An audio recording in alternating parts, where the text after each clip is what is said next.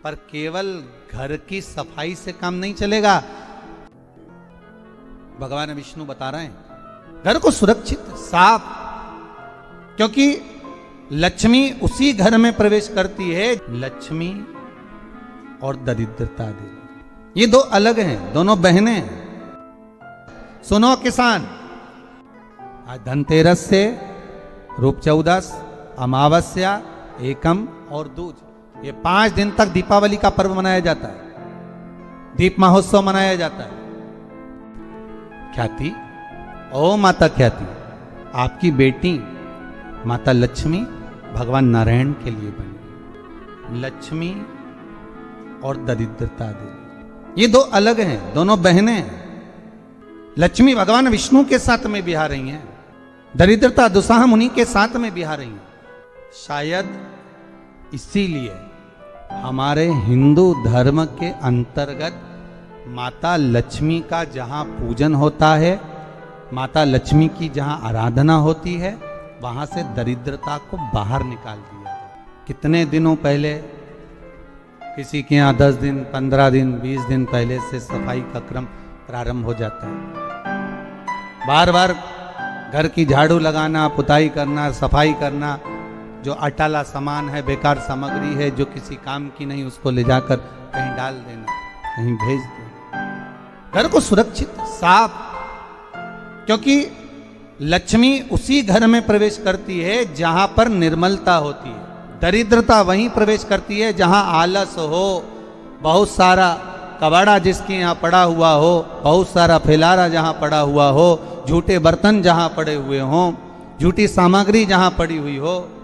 वहां पर दरिद्रता का प्रवेश हो जाता है, वहां दरिद्रता प्रवेश कर जाती है।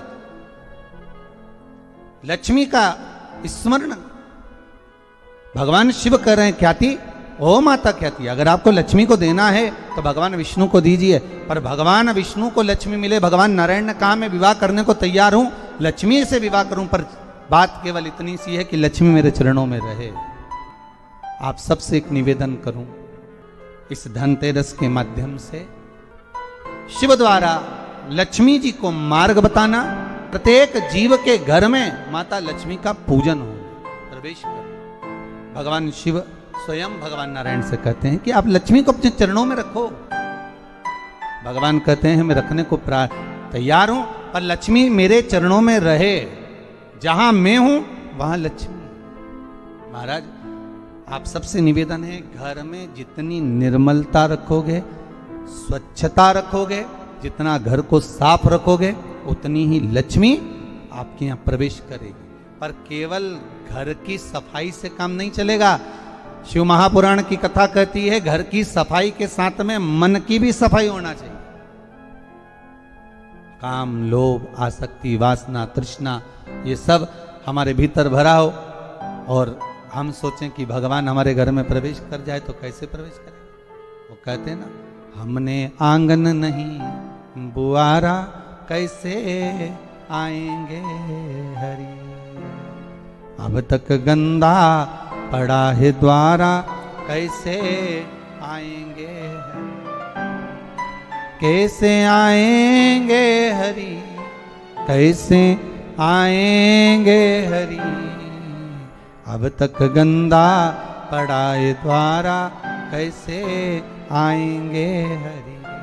हम केवल घर की सफाई ना करें, हमारे भीतर जो अहंकार समाया हुआ है, हमारे भीतर जो काम समाया हुआ है, हमारे भीतर जो आसक्ति भरी हुई है, हमारे भीतर जो लोभ भरा हुआ है, तृष्णा भरी हुई है, वो हम उसको निकाल दें। धनतेरस की पूजन का सबसे बड़ा महत्व यही है।